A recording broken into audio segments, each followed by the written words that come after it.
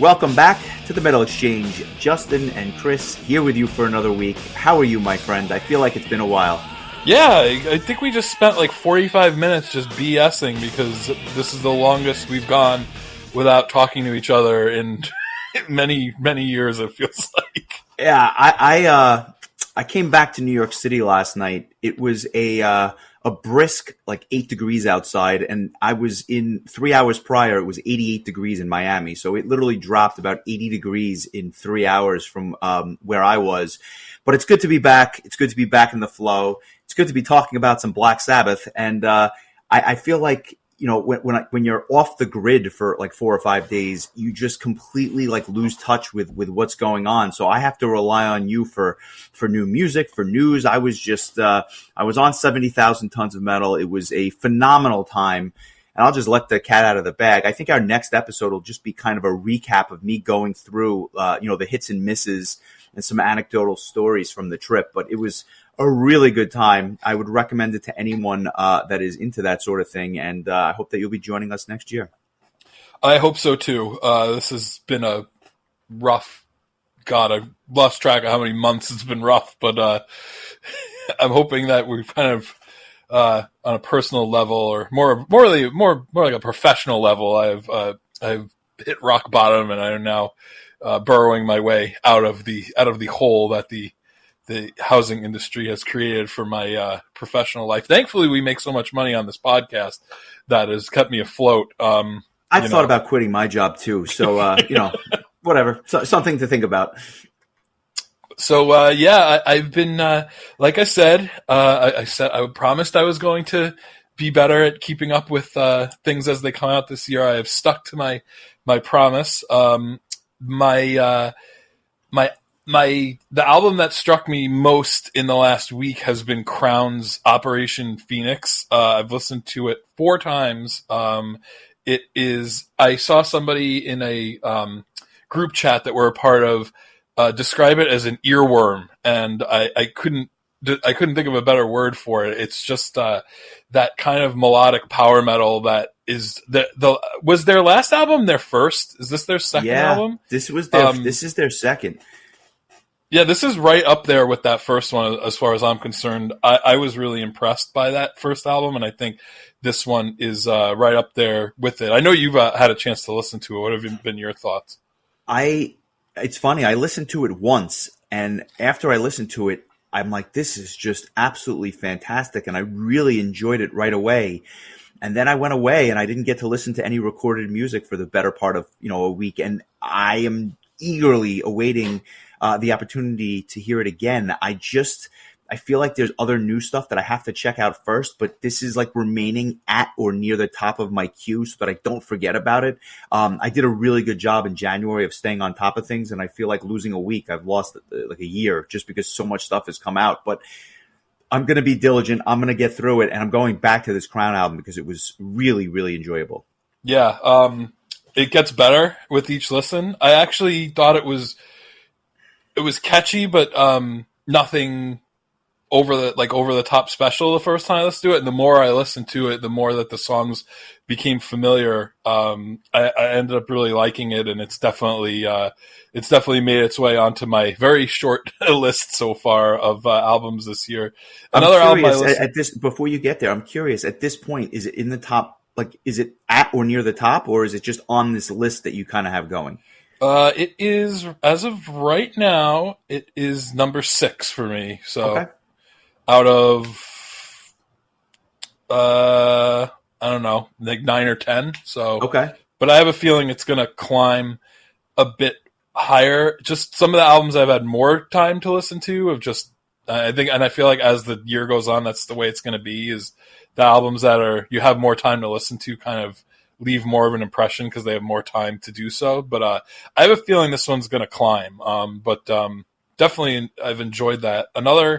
There were 2 other albums I listened to this week. One was on your recommendation, and that was Marco Garo's Magic Opera, which is this. I did a little digging, and I came to find out that Marco Garo was in a band called I get them confused with with Dendera, but it's not Dendera. Obviously, it's what was the name of that band? I had it on the tip of my tongue because it was a band I had heard of before.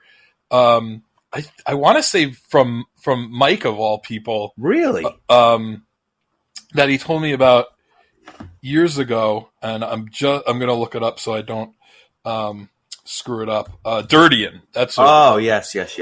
which is an Italian power metal band, and so three of the members of Dirtian are part of this Magic Opera group. And then I come to find out that the vocalist Anton DeRusso is he was the singer in Wings of Destiny. Like, you know how these things are. It's so incestuous. Like everybody else's band at some point. So this was good. This kind of took a little bit to grow on me. The vocals were not my favorite part about it. That's what kind of killed it for me. I did it grow on you? Yeah, it did. Like, some of the songs are really catchy. It's it's kind of run-of-the-mill symphonic power metal. If that's something you enjoy, I think you would like it. But yeah, the vocals, I felt it left a little bit to be desired. But it was an enjoyable listen. I also listened to Liv Sin's new album, Kali Yuga, a couple of times, and that was good. Like, just really just solid heavy metal, just traditional heavy metal, good stuff. Like, I enjoy her kind of her grittier kind of vocals. I had a feeling you would like this. It reminded me. I only listened once, but it reminded me of Battle Beast. And when I heard that, I'm like, "You're gonna love this." Yeah, it's a little less melodic and just a little more straightforward metal, but it was definitely enjoyable.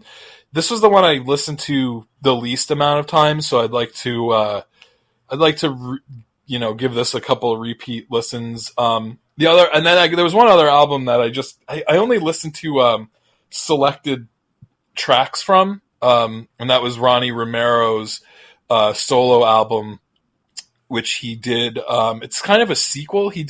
So this one's called Raised on Heavy Radio. I think his previous covers album was just called Raised on Radio. This one is more metal based. But I was really excited to see that he had done a cover of Master Plan's Kind-Hearted Light, which he did a hell of a job on. I mean, Ronnie Romero is such a fantastic vocalist, and to sing a song that was a Jorn Land song and do it justice is not something everybody can do. But there's a selection of just really interesting choices here that Ronnie did covers of. There's a cover of Turbo Lover from Judas Priest, Metal Days from Manowar, Hallowed Be Thy Name by Iron Maiden, Fast as a Shark by Accept. The No More Tears Ozzy cover I thought was really excellent. I really enjoyed the You Don't Remember, I'll Never Forget Yngwie cover, and then he caps it off with a really solid cover of The Four Horsemen by Metallica, which for whatever reason sounded more to me like Mechanics than Four Horsemen. It's the same song, but like the way they sped it up, it reminded me more of the Megadeth version for whatever reason. But just really cool stuff. Like, I think because it's kind of gimmicky, being that it's a cover album, it probably won't end up on my year-end list. But I thought it was worth mentioning because it's just kind of a fun album. If you just like, it's kind of like almost like a metal's greatest hits kind of thing. Yeah, he's very good. The one knock on him that I've heard from some people is that he's kind of a Dio clone, which is interesting because we're about to talk about some Dio in a few minutes, but he's very good at it. I mean, let's call it for what it is, whether it's a clone or whether it's just him, whether that's just his vocal stylings. He's very, very good at what he does. The one other thing that I did hear this week, and I only heard it this morning, was Powerwolf covering Alice Cooper's Poison. I was not expecting that. Powerwolf is a band that we are going to see in a few weeks, and I'll let the cat out of the bag a little bit. We are going to cover some Power Quest in the very near future. Powerwolf. Them too. I have spoiler. I have Alessio on the mind because I got to see him with Dragon Force a couple of days ago, so that's why I got Power Quest on the mind. Power Wolf we'll be seeing in a few weeks, and we'll cover some Power Wolf here on the show. Good catch. This cover was awesome. Every time I hear Poison, I think of Brian Redman because he just. Well, for those that don't know, he was a big fan of this song back 20 years ago. So I thought it was very well done. Yeah, I enjoyed it as well. It's one of the sadly few Alice Cooper songs that I actually know quite well. But it was cool hearing this cover. It looks like it's just going to be a single. It's not going to be included on their upcoming compilation album. And I guess if we're just going to mention singles, I posted on our page earlier or a couple of days ago. Pure Maze has their first single from their upcoming album. It's called Broken Arrow, and I feel like this is a band that just keeps getting better. And I'm excited to hear the full album. But this song is kind of right where you would expect to hit, just good stuff from them, and I'm excited, like I said, to hear the rest, and also Frozen Crown dropped another single from their upcoming album, Call of the North. The single's called Black Heart. Again, another really good tune, and just to mention, just to be complete, our good friend Tommy Johansson. He doesn't know he's our good friend. I just we don't want him to feel left out. Yeah. He's been for the last year or so consistently posting cover videos on YouTube, kind of taking the place of his old friend Pelike, who used to be just the hardest working man in show business. Tommy's kind of taken his place in between Sabaton gigs, and he's done some Disney-fied version of Sabaton songs, and during the holidays, he just did 25 to 30 heavy metal Christmas covers of songs from Home Alone to Gremlins. But anyway, his latest cover that came out this week was a cover of Burning Heart from Rocky IV, and that kind of just brought him back to my attention because he does such a great job with these covers, and this is just an all-time great song from an all-time great soundtrack. So are these songs for sale, or are they only available on YouTube? I was just gonna say, they're only on YouTube. I would have been happy to purchase all of these tracks. It's much the same way that when Soundtrack of Our Life, or Soundtrack of My Life, is that what it was called? That cover band that came out during. That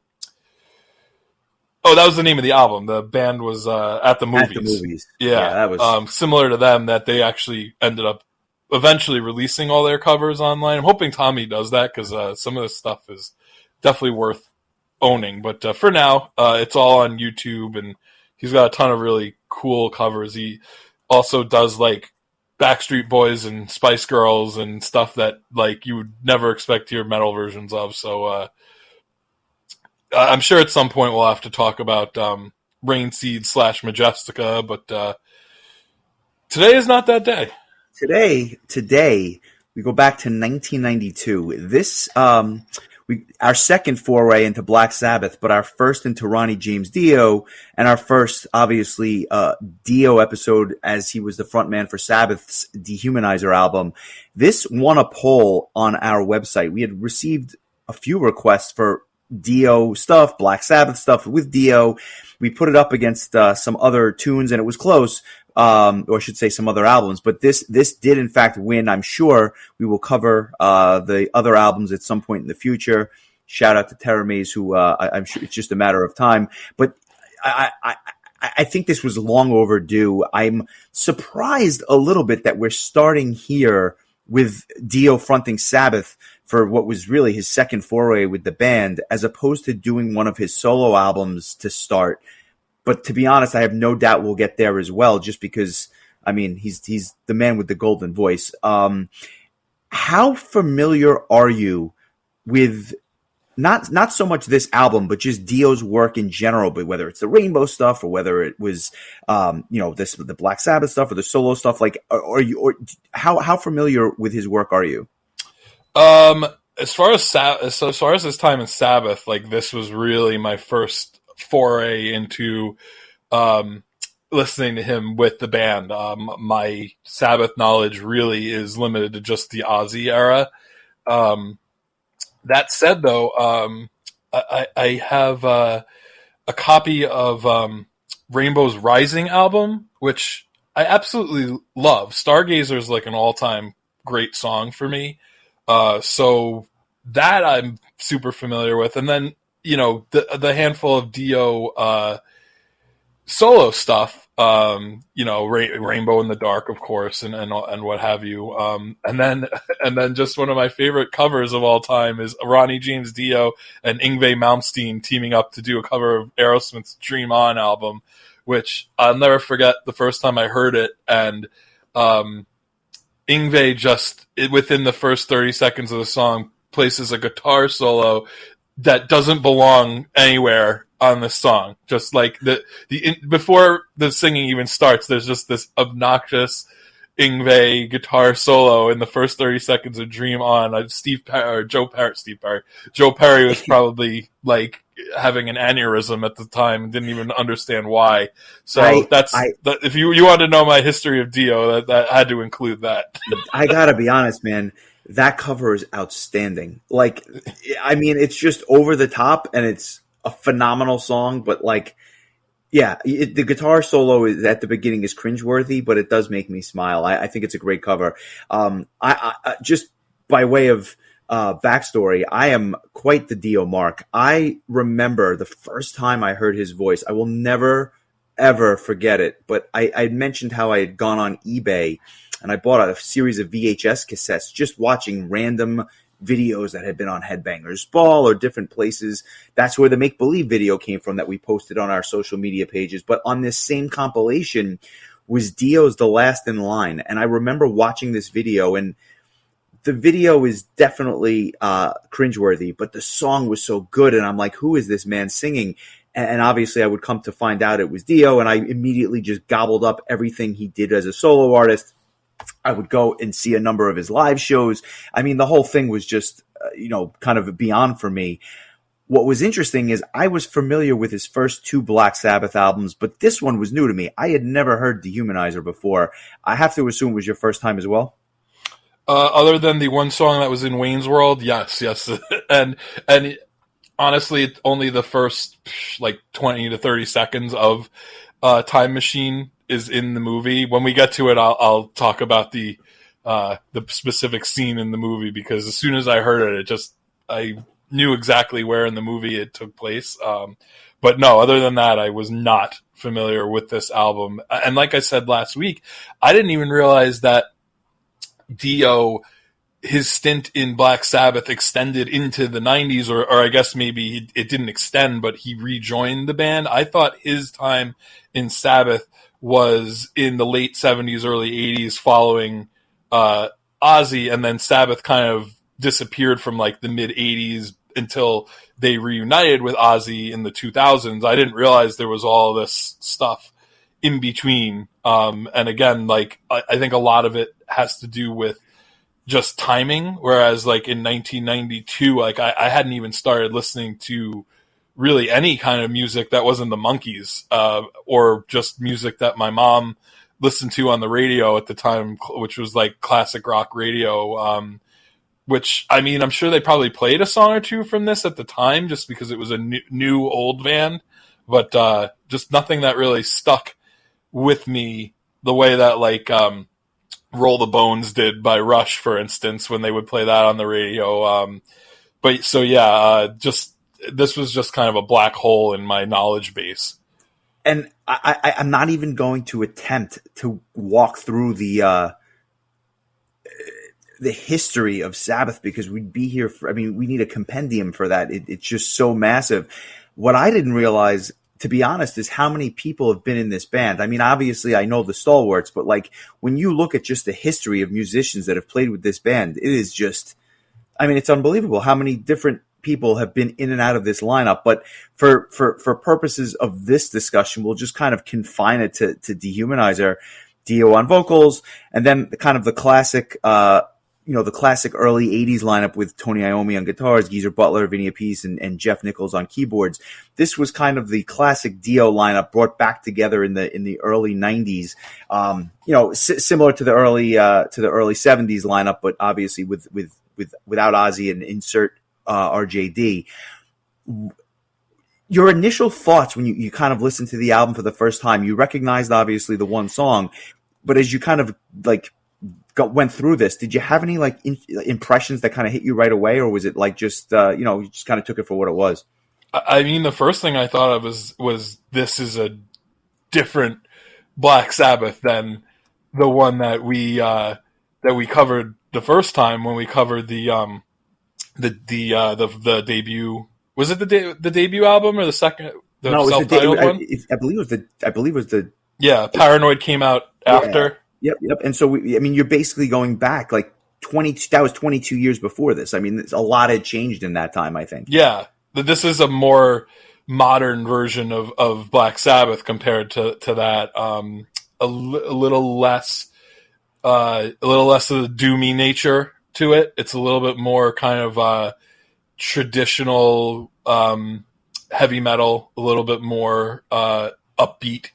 I think it pretty much fits what you would expect a metal band to sound like at this point in time. It's really interesting to me that this is the same band that did NIB and Evil Woman and the songs that we talked about from that first album.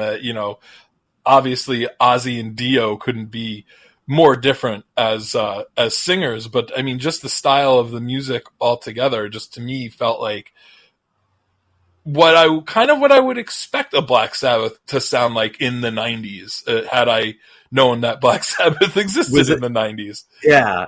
It's funny because the maturity in the songwriting, and it's like they maintain their core sound.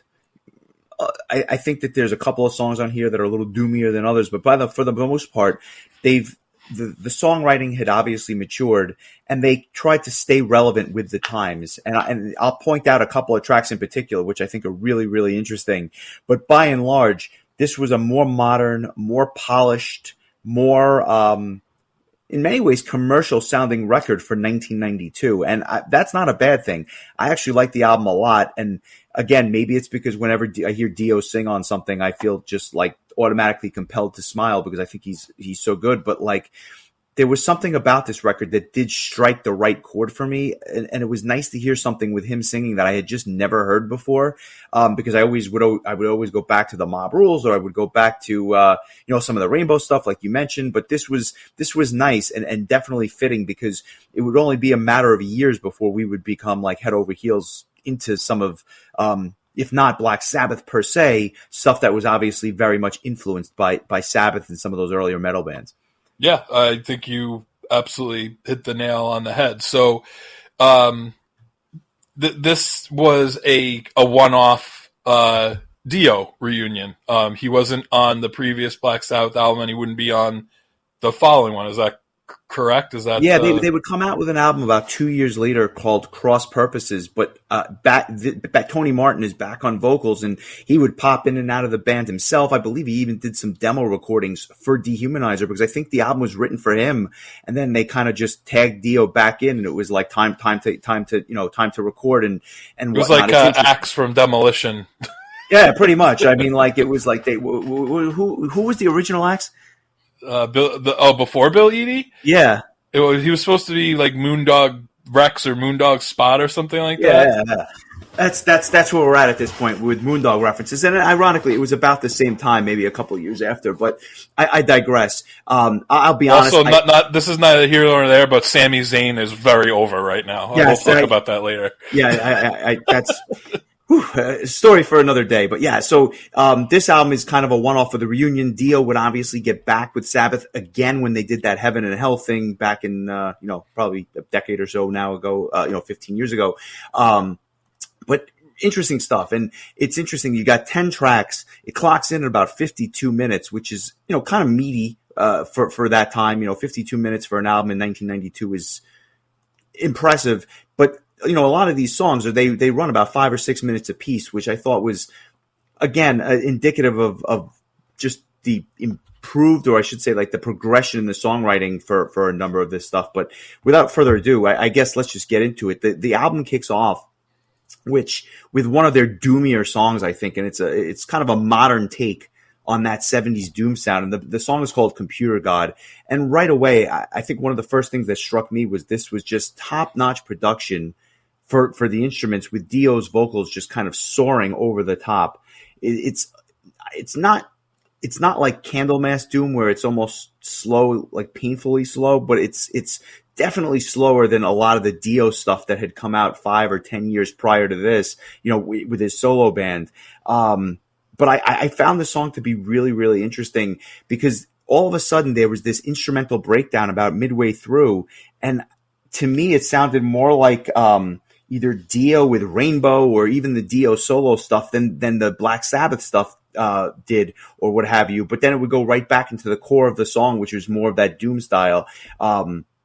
Really good song, a lot of contrast here, and kind of just a lot to digest for Dio's return to the band.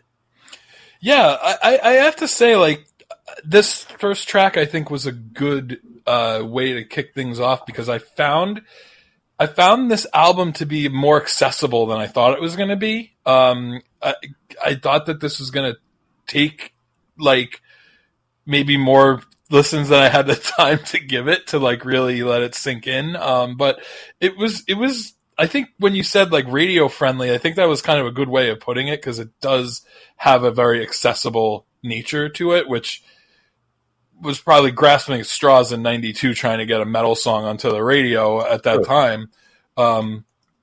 But this was an interesting way to kind of kick things off. It's definitely not the speediest or fastest song on the album, but I think once you just hear Dio jump in and start singing, you're like, there's something just so comforting about hearing his voice. It's just he's such a legend and he's so good, and it's just like I feel like I enjoyed this album more than I would have if somebody else was the singer. If it was Tony Martin or Ozzy or anybody else, I just feel like it really works with his style.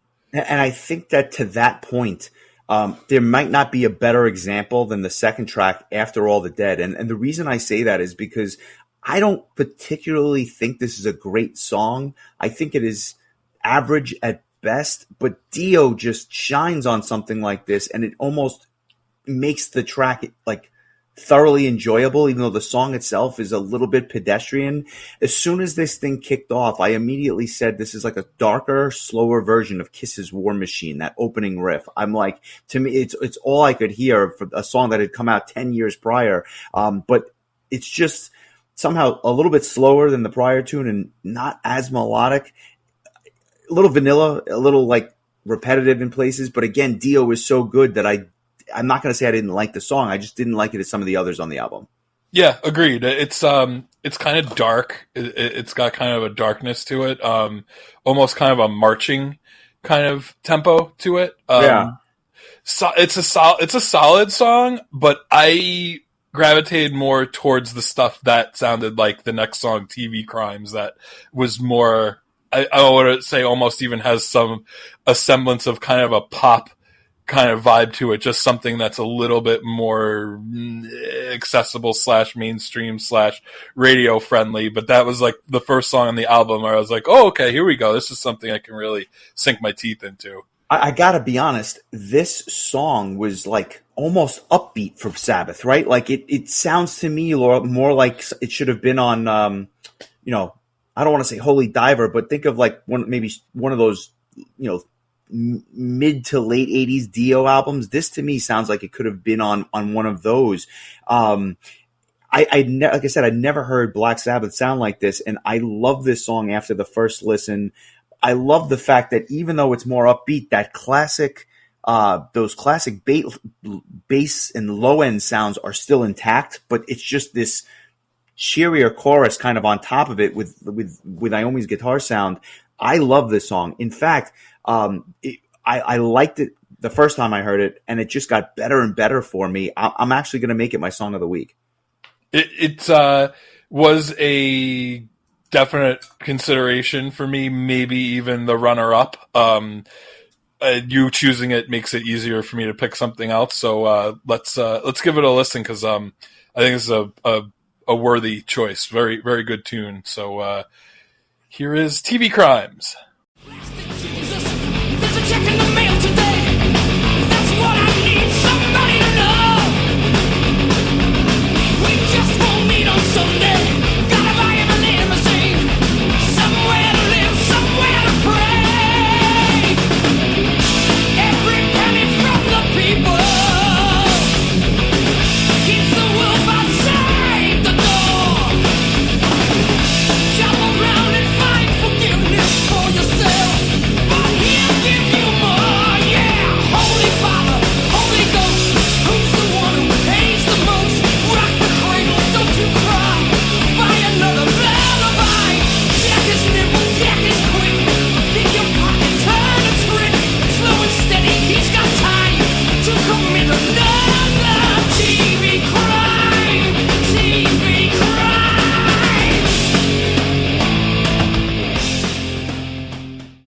I gotta be honest with you.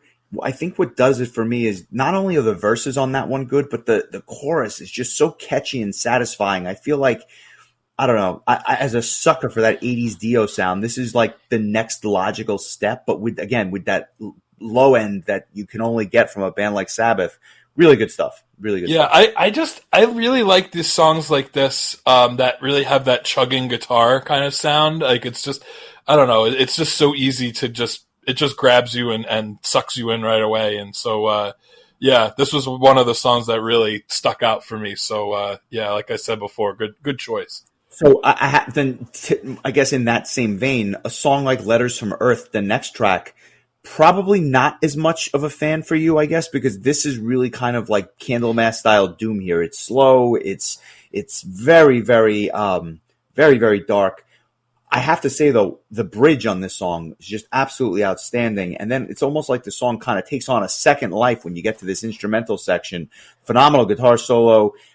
You can really hear the band kind of trying to modernize their sound with a track like this. But because of the slow start, I'm wondering if it didn't hit the mark for you as much. Yeah, I mean, I didn't like it as much as the previous song, but it's good. Like, it's the sort of thing where the vocals really make it. Like, if it was a different singer, I might not have thought too much of it, but because it's Dio, it adds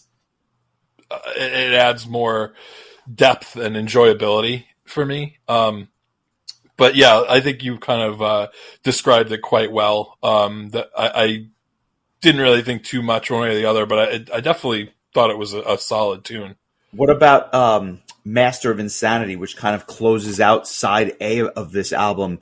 I think this was one of the few songs that I had heard before, because I remember hearing this. I could not tell you where. I don't even think I knew that the song existed, but it's somewhere in my consciousness. I definitely had heard this, and I'm curious to get your thoughts, because I have some of my own. I like this song because it kind of picks things up a little bit again after a slower kind of, After All the Dead and Letters from Earth kind of are two of these kind of more darker, kind of slower kind of tunes, which I don't like as much as these songs that have more, I don't know if pop is the right word for it, but it does have more of that kind of more hooks and more stuff that would make for more of a radio friendly kind of tune. So I thought this was kind of just a pretty solid tune overall. I like this quite a bit. Probably one of the songs that I would put on the top half of songs that I enjoyed on the album on a whole. It was a little repetitive, but it has a bit of a magnetic quality to it. And by that, I just mean like the listener is just kind of drawn to the way that the chorus lays itself out. It's very, very catchy. And the instrumental section is almost like proggy in a way, the way it's constructed, like they were kind of expanding their repertoire a little bit.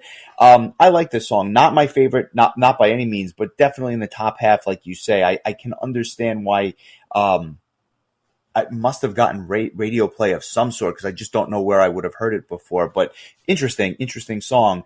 And that brings us to the one song you did know, which was Time Machine. Now, why don't you set the stage for everyone as, listen, I love Wayne's World, but you are our resident Wayne's World fanatic. So talk about this song and when it comes on, because I don't even remember. It's been a while since I've seen it, but I have a feeling you're going to be able to lay it out pretty nicely. Yeah, so there's a scene in the movie where Wayne is driving his car and he's speeding towards. I'm trying to remember. I guess he was trying to figure out where he was heading to. I think he was trying to break up the music video shoot that his girlfriend Cassandra was doing with Rob Lowe's creepy character Benjamin, and he gets pulled over for speeding, and you just see the cop walking towards his car, and he's like fixing his hair, trying to look okay, and you only see the cop from the neck down, and the cop ducks down to look through the window, and it's Robert Patrick from Terminator 2 as T-1000, and he has the photo, and he's like, "Have you seen this boy?" And Wayne just screams and speeds off, and then the beginning of Time Machine just kicks in, or it's like, dun, dun, dun, dun, dun, dun, dun, dun, dun. But I don't even think you get to the point where Dio starts singing in the movie, and I'm going to make this my song of the week, not because it was in Wayne's World, but because the part of the song that I had never heard before was the part that I ended up really enjoying quite a bit. I think this is a really cool song. I think that it's up there with TV Crimes, both in quality as far as I'm concerned, but also similar in kind of construction, in that it has a little bit more of a faster pace to it. So let's give it a listen. Wayne's World's Time Machine, as co-opted by Black Sabbath. Looks like the change is on. Tomorrow's never gone. Today just never comes. Darling, just forget into the hurricane. You will forget the pain. It's only there to exercise your name. Looking at the world when you open up your eyes, you've got to see promises that made. They're bloody lies and broken dreams. Your silent screams are living in a time machine, and you can choose just who you are. Someone that you never see, somewhere you've never been. You're living in a time machine.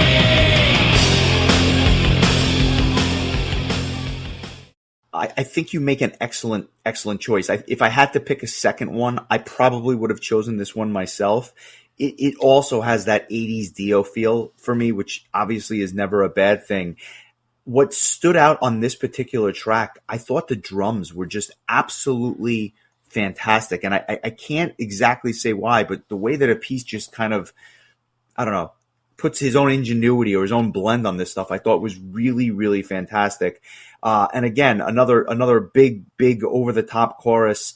I thought it was the most memorable chorus on the album. Up there for sure. This or TV Crimes, I think. But just a really good track.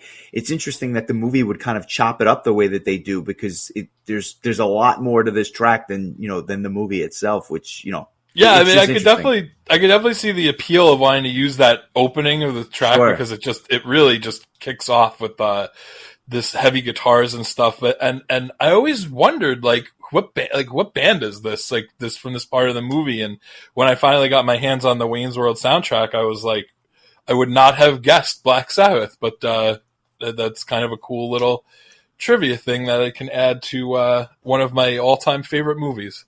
There you go. Let's talk track 7, which is Sins of the Father. This one has a very different vibe for me, and I'm curious to see if what I noticed or what I thought was like kind of something that like came across your ears as well. I can totally close my eyes and hear Ozzy singing this one, and I don't say that a lot about most of this stuff, because I think that the Dio stuff and the Ozzy stuff is very, very distinct. But this one, I feel like it could have been written for Ozzy, which was interesting. I can almost hear him singing it. But what's even more interesting to me is again, thinking about the time, it's 1992. This song has a really early, like Alice in Chains or even a Smashing Pumpkins vibe to it. And I almost wonder if the band was trying like to go a little alternative, at the early stages of this stuff. I don't hate it. I don't love it. I struggle to form an opinion about this one, but I thought it was really unique and very, very different. And then eventually the song gets a little bit heavier, and then all of a sudden I distinctly hear Judas Priest. So like this has a lot going on here, but I guess it's growing on me a little bit because I'm talking about it with a smile on my face, but I want to hear your thoughts. Is anything I'm saying like resonating with you? Or I absolutely heard the guitars and thought like, why does this sound like early 90s alternative? Like, okay, so it's not me. Yeah, but just the guitars, like not everything else. It was just whatever tone that the guitars were in this song. Tony Iommi, it sounded like it could have been, like you said, like on an Alice in Chains or one of the heavier alt bands, but I couldn't put my finger on it. I was like, is this like Candlebox or like, what am I thinking of here? But yeah, you're right. Then it kind of like leaves that area, and then I pretty much felt the same way you did. That's funny you should say. I definitely got that kind of vibe from it. But then also like, I also felt like the song on a whole had kind of an 80s, like a late 80s kind of vibe to it, and I totally get what you're saying. Like I could picture Ozzy singing this one for sure. I don't know if I'd say that about any of the other songs on the album. Did you enjoy it, or was it just kind of take it or leave it? No, I liked it. I thought it was good. I just had like a serious deja vu right there. That was really strange. I would say it was probably in the top half of the songs that I enjoyed on the album. I thought it was pretty good. Pretty solid, and I like that it had a lot of different kind of flavors all kind of rolled into one. Much like Too Late, the next track, I think. This one starts off with this like ambient sound, which you don't really expect to hear on a Sabbath album, but it kind of gives way to this acoustic guitar interlude, which is again another kind of feature that you don't normally hear. And then once Dio starts singing, like the first time I heard this, I immediately was thinking, well, here's a ballad. But then the full band comes in, and it winds up being this pretty epic tune.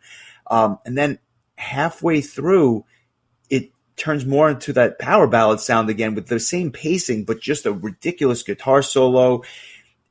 I really like this song, and I didn't think that I would, but I think the album needed something like this. And it was just a well-constructed song, and it goes to that maturity I was speaking about. I don't think it was on better display than on Too Late.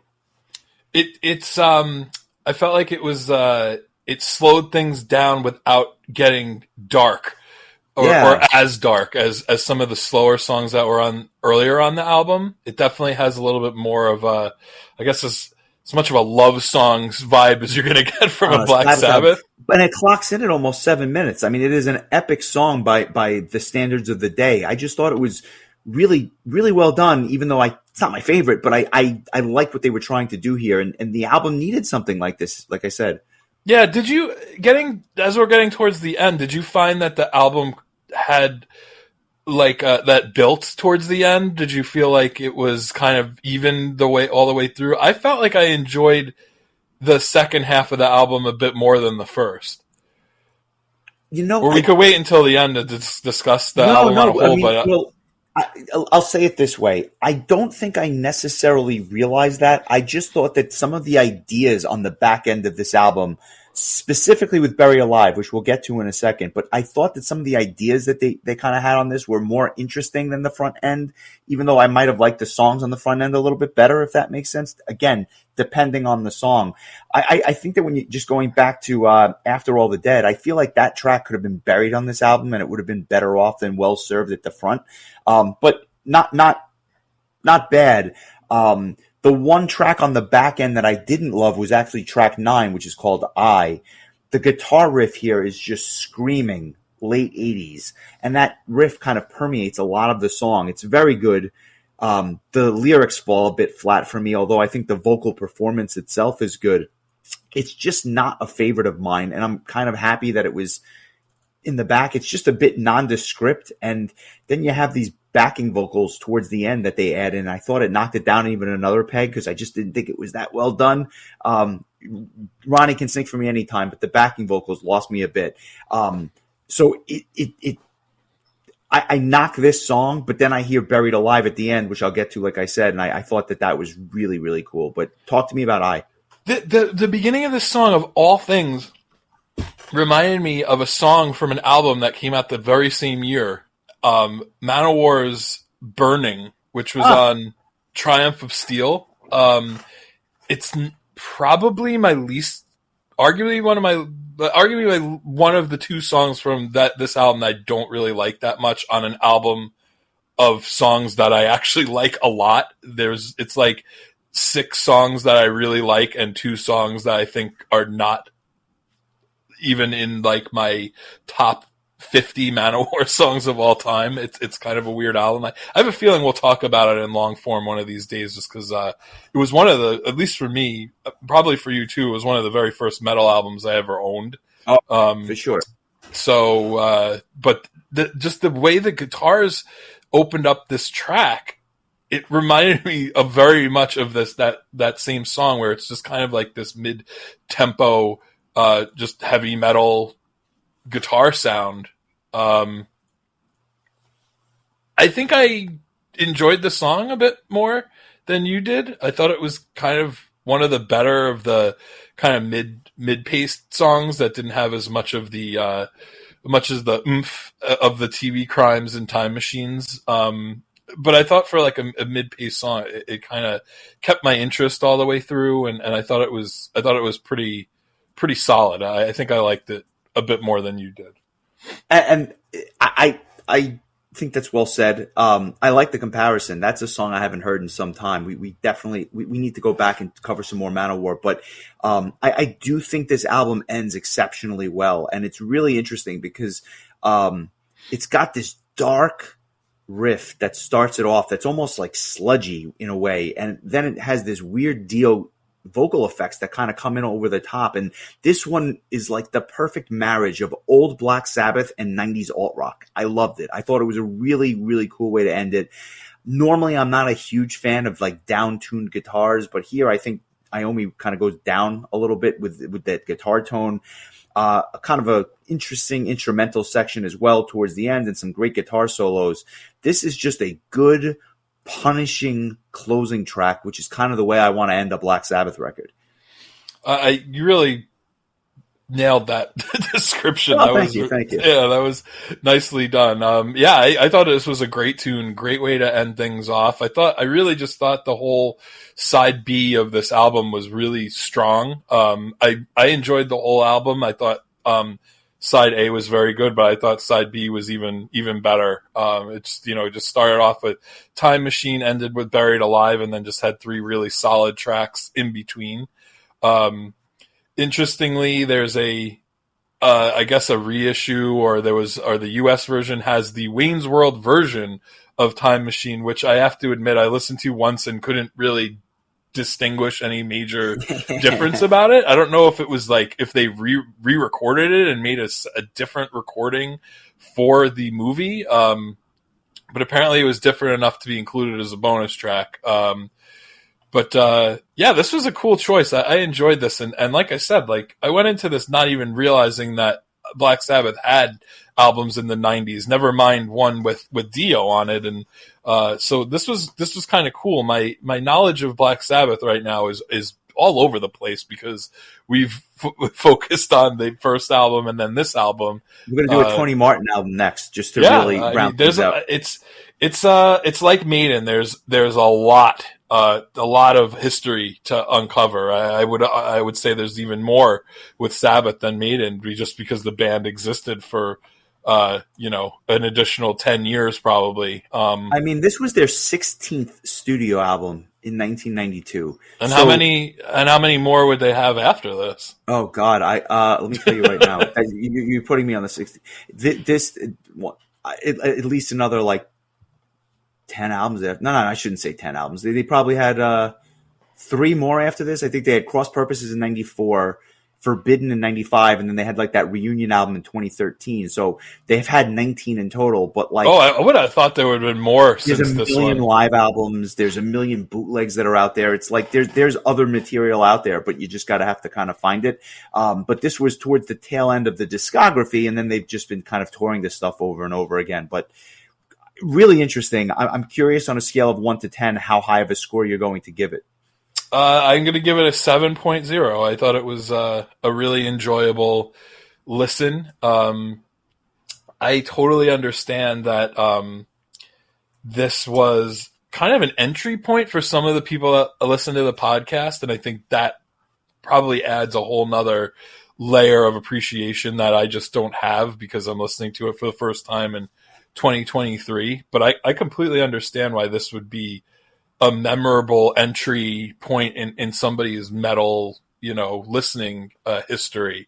And it's kind of cool, kind of a cool time because, I mean, probably people who are about our age, maybe a bit older, would have started listening to music in the, or new music in the early 90s. And so if you were, if you started out with metal, this would be an obvious starting point, whereas we kind of started more on the alt-rock phase. So we were, listening to Guns N' Roses and bands that were heavy, but more of the mainstream bands. And at that time, you were getting your Stone Temple Pilots and your Nirvanas and your Alice in Chains, as you mentioned before, and that kind of stuff. And so it's interesting how people have different entry points into their love affair with music on a whole. Speaking of that, remind me to tell you a story offline about something that happened this week regarding the blend of like 90s alt rock and metal. I think you'll appreciate it, but not for the podcast. Okay. Sorry, listeners. Justin's giving me some exclusive content. Yeah. That's Join our Patreon if you want to hear the story. Story for another day, but, I'm going to give it a 7.0 as well. This is not the end of Dio. This is not the end of Sabbath. Lots more to discuss here, but I thoroughly enjoyed the album. So to all that selected it, I hope you enjoyed it, our discussion as much as I enjoyed the album, which was quite a bit. I just want to talk about a couple of things. As I mentioned, our next episode, we'll go back and we'll kind of recap the last week where I was on a cruise with 60 bands and people from 81 different countries. It was just a surreal experience. But some tour news that I kind of just wanted to put out there. U.S. band Stryper going out this spring. They're going on tour for about a little over 2 months. They're starting in the end of March. They're in New Bedford, Massachusetts, and then doing a run heading out to the West Coast in in the first week of June out in Arizona.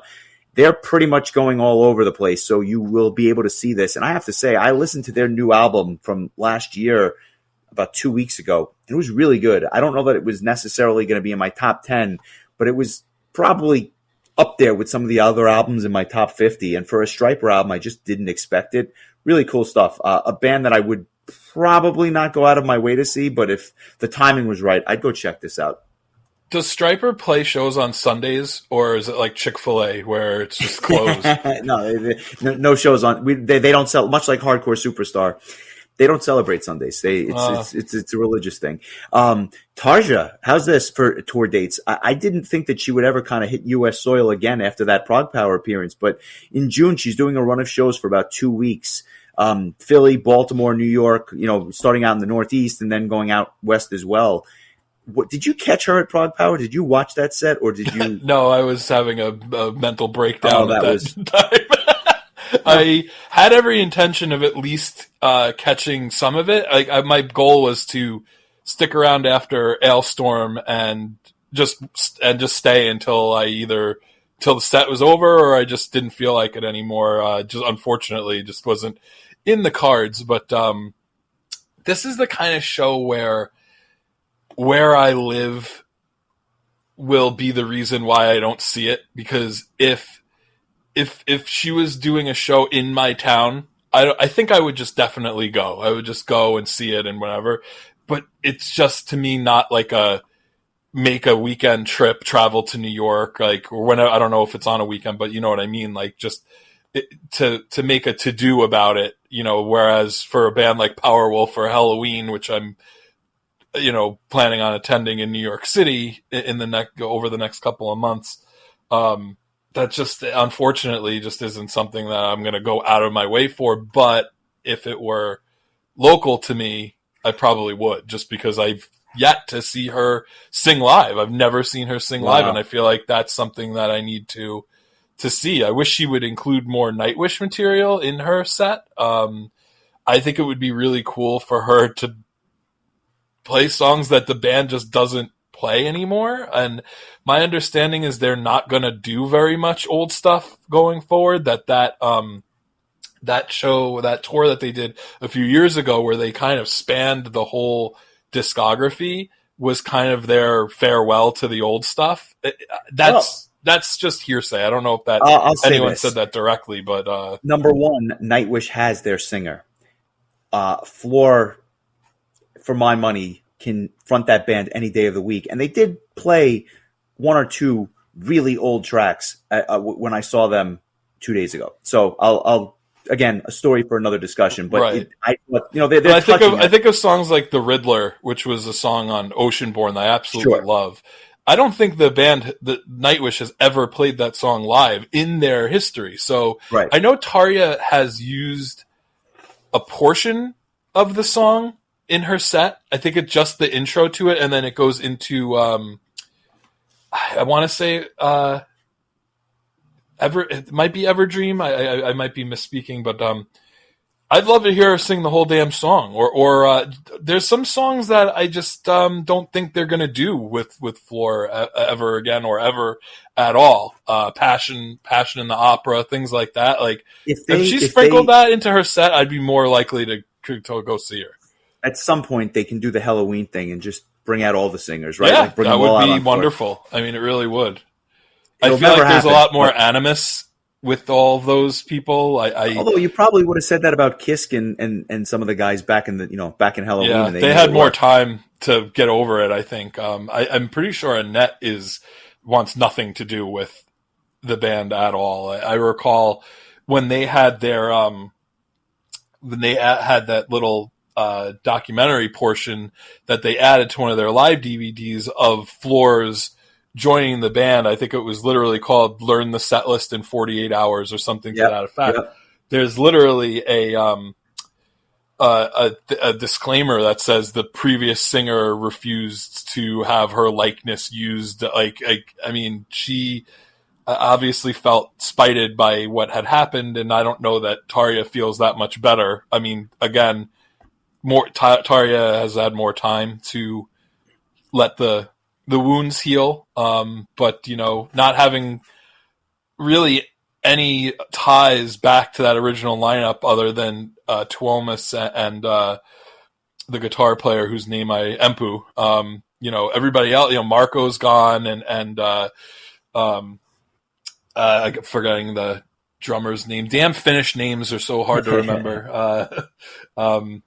Yuka, the drummer. I would love that. I hope it happens, but I'm not holding my breath. Then again, I didn't hold my breath to see Kisk and Kai back in Halloween, and time heals all wounds and money talks. I guess that's the lesson of the day for sure. Yeah. One other little bit of news: Saxon going back in the studio. They're going to release a new album next year. That was a surprise when we saw them in Atlanta. I thought that was a really good show and much better than I expected. They are the consummate professionals. They've been doing this at a long time, but they are still rocking out, and I'm happy I got to see that. I'll check out the new album next year when it comes out. Just good stuff all around. I've said it before, and I'll say it again. Biff Byford is the best heavy metal name ever. Also, being that we spent a good amount of time talking about Black Sabbath, we should probably mention that Ozzy has announced that he is retiring from touring because of his he's had some real bad issues with his back, apparently. Real spinal situation. I never had a chance to see Ozzy live. I guess I probably won't at this point. My understanding is in the later years, I didn't really miss much, but he is a legend. And I'll tell you, I saw him with Sabbath on their last run of shows, and they played Madison Square Garden. It's not that you didn't miss much. Obviously, the stage presence is not what it used to be with him running around. But I'll say this. It was actually the opposite, almost like Wasp. It sounded too freaking good, right? Like I just knew something was up because like there was no way that this man could sound this good at 70 years old. Like it wasn't possible. When I saw Genesis and I saw Phil Collins doing his thing, you knew that he was not getting sweetened because like it didn't sound great. Like he sounded human, and that was fine. Like I was cool with it. I feel like Paul McCartney sounds that way too. Like he does, and nearly as smooth as he was back in the day. I saw him over the summer. Like you know what it is, and you're okay with it, and you're not expecting it to sound like 1968. Like I'm okay with that, but it was just too good, and it almost took away from it. Like it was almost. You just knew something was up, and like you almost wondered if he was just covering his mouth, like on the microphone type of thing. It was weird, but nonetheless, yeah. Well, I have to say, like some of the '80s to early '90s Ozzy songs are some of my favorite like metal tunes of all time. So we'll definitely have to do an Ozzy solo album one of these days because I'm a big fan. I'm not nearly as disappointed that I didn't see Ozzy live as I was that I'll never get to see Rush live, but it's definitely disappointing, and it sucks that when somebody doesn't get to go out on their own terms, and it's something like that, because it sounded like he had every intention of going on his next tour, and it was supposed to be a big one. So but hey, man, what a career! I mean, the guy deserves a break. So God bless. No arguments there. We'll do more Ozzy. We'll do more Dio. It's just the tip of the iceberg. We'll do some 70,000 tons of metal next week, and we will come back with a little Powerwolf surprise the following week. We'll get there. But enjoy the week, bud. I look forward to talking with you soon. All right, welcome home. Cheers. Ahoy.